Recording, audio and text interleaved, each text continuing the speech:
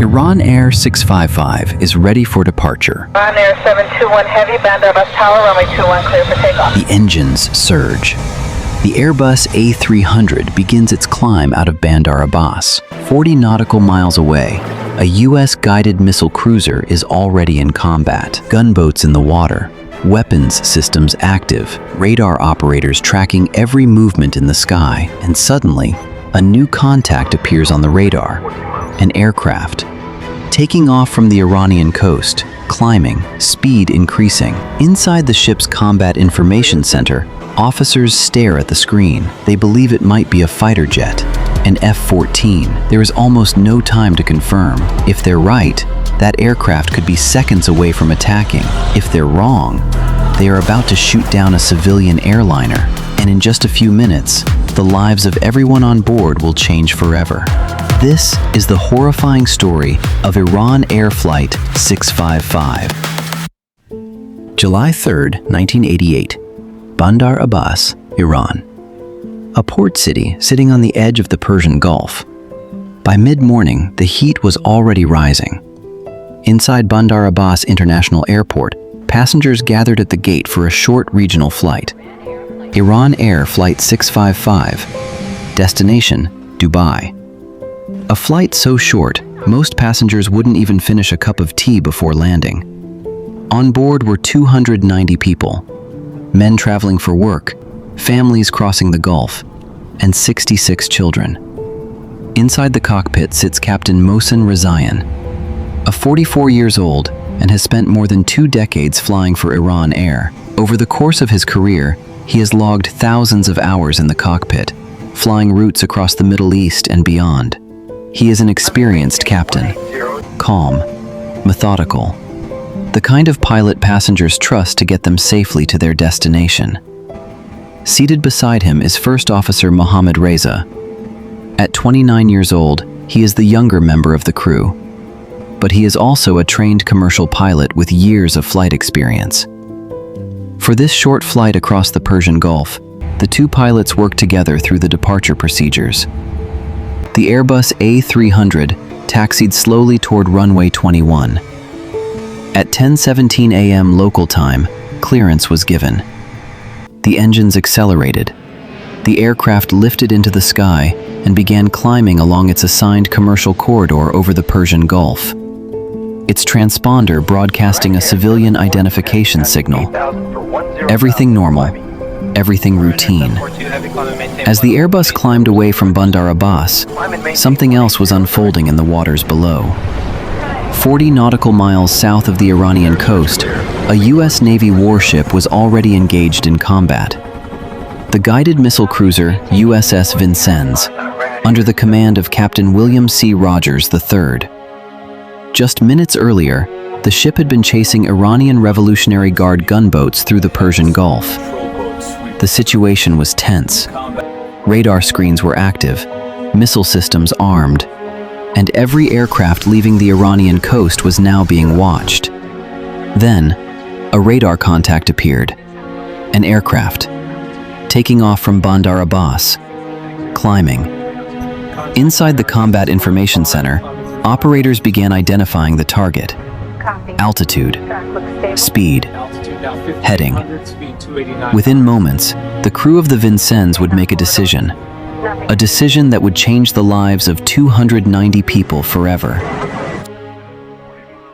As the plane ascends into the sky, the Airbus was transmitting a signal, a Mode 3 transponder code, the signal used by civilian aircraft to identify themselves. Now, to understand why this matters, we need to understand one piece of aviation technology, a transponder. Every commercial aircraft carries one. Think of it like an electronic identification system.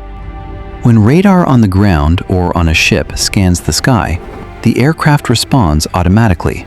The signal tells controllers 3 things: who the aircraft is, how high it's flying, and whether it is operating as a civilian aircraft. Commercial airliners use Mode 3. Military aircraft use different codes, such as Mode 2. So when radar sees Mode 3, it usually indicates a civilian flight. But inside the USS Vincennes, the radar picture was interpreted differently. Operators believed the aircraft was transmitting a military identification signal, not Mode 3, but Mode 2, a signal associated with military aircraft. And that raised the possibility that the aircraft might be an Iranian F-14 fighter jet. But identification wasn't only about radar. It also depended on radio communication. And this is where another complication appears. Before launching missiles, the crew of the Vincennes transmitted warnings to the aircraft. These warnings were sent on two different frequencies. First, a military emergency frequency. Military aircraft are trained to monitor this channel. Commercial airliners usually are not. So if Iran Air 655 was flying normally as a civilian aircraft, its pilots would likely never hear those warnings. The crew of the Vincennes then transmitted warnings on the International Civilian Emergency Frequency. This is a frequency that commercial pilots can monitor. But there was another problem. The warnings reportedly described the aircraft as an unidentified aircraft descending toward the ship. But Iran Air Flight 655 was not descending. It was climbing after takeoff. So even if the pilots had heard the transmission, the description might not have sounded like it was directed at them. Inside the cockpit of the Airbus, the crew continued communicating with Bandar Abbas air traffic control, following their assigned corridor across the Persian Gulf. Inside the Combat Information Center of the USS Vincennes, the radar contact continued moving closer. Altitude, speed, heading.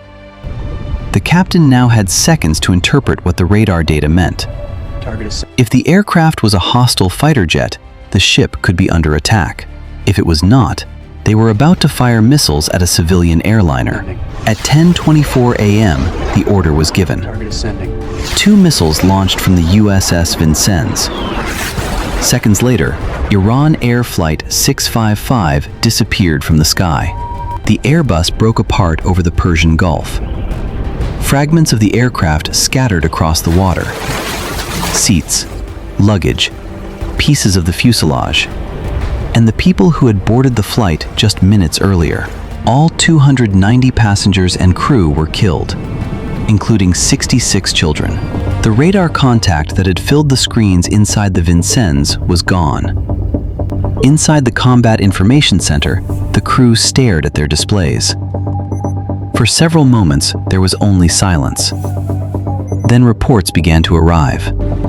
Debris spotted in the water. No sign of the aircraft continuing its climb. No response to radio calls. Something was wrong. Very wrong. Soon it became clear.